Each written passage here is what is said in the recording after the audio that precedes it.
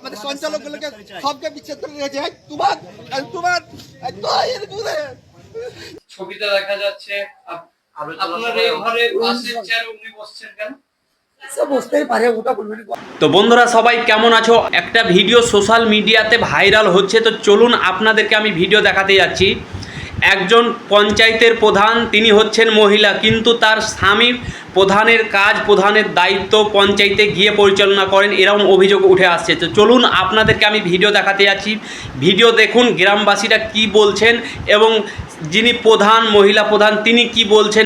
এই ভিডিওটা বেশি বেশি করে হোয়াটসঅ্যাপ, ফেসবুকে শেয়ার করে দিবেন। অথচ আমাকে পঞ্চায়েতে আমাকে একটু জানতাম, বুঝলাম অনেক করে না প্রতিবাদ করতাম। তো बढ़िया तो আসবি না, তো জানিস তো মাস্টারই আছে এরকম করে ভাষা করে যে কিছু বলতেছে তাকে আমাদের সঞ্চালকগুলোকে সবকে বিচ্ছেদ করে রেখেছে। তোমার আমরা পঞ্চায়েতে আসতে পারবো না। কার অ্যারেস্ট চাইছেন? প্রধানের স্বামী পঞ্চায়েত পরিচালনা কেন করেন?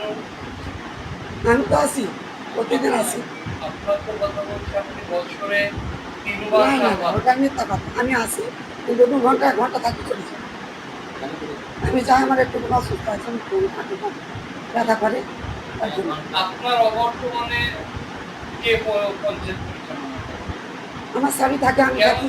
কেন? উপপ্রধান থাকে আপনার স্বামী? আচ্ছা থাকে তো, উপপ্রধান আছে।